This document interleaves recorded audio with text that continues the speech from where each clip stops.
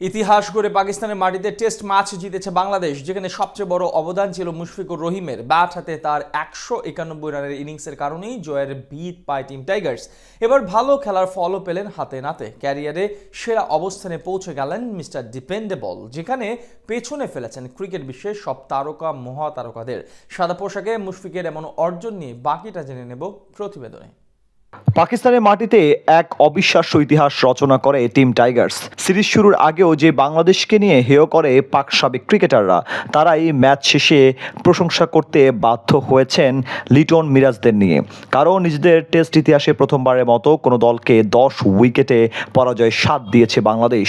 সেই ম্যাচে ব্যাট হাতে সবচেয়ে বড় অবদান রেখেছিলেন মুশফিকুর রহিম, আর সেই ভালো করার পুরস্কার তো এবার হাতে নাতেই পেলেন মিস্টার ডিপেন্ডেবল। টেস্ট ইতিহাসে আগে বেশ কয়েকটি জয় পেয়েছে বাংলাদেশ, বিশেষ করে নিউজিল্যান্ডের মাটিতে তাদের হারানো স্মৃতি, কিংবা ঘরের মাঠে ইংল্যান্ড ও অস্ট্রেলিয়ার মতো দলগুলো বিপক্ষে জয়। সেই সবগুলো থেকেও আলাদা পাকিস্তানের বিপক্ষে অর্জন, কারণ প্রতিপক্ষের মাটিতে এমন ব্যাটে বলে আধিপত্য বিস্তার করে জয় এবারে প্রথম দেখলো ভক্তরা। সেই ম্যাচে প্রথম ইনিংসে সেঞ্চুরি হাঁকিয়ে বেশ কিছু মাইল ফলক করেছিলেন মুশফিক, আর সেটারই প্রতিদান পেলেন আইসিসির কাছ থেকে। বাংলাদেশ ও পাকিস্তানের ম্যাচের পর আইসিসি প্রকাশিত টেস্ট র্যাঙ্কিং এসেছে বেশ কিছু পরিবর্তন।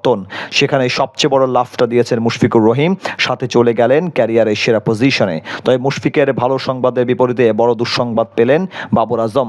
পাকিস্তানের সাবেক অধিনায়ক ম্যাচের প্রথম ইনিংসে 0 রানে আউট হওয়ার পর দ্বিতীয় ইনিংসে 22 রানে আউট হন। এতে টেস্ট ব্যাটসম্যানদের র্যাঙ্কিংয়ে 6 ধাপ নেমে গেছেন বাবর। তবে ব্যাট হাতে রানের মধ্যে ছিলেন মোহাম্মদ রিজওয়ান। পাকিস্তানের প্রথম ইনিংসে অপরাজিত 171 রানের ইনিংস খেলার পাশাপাশি দ্বিতীয় ইনিংসে করেন 51 রান। তাই টেস্ট ব্যাটসম্যানদের র্যাঙ্কিংয়ে 7 ধাপ উন্নতি করে যৌথভাবে 10ম স্থানে উঠে এসেছেন রিজওয়ান।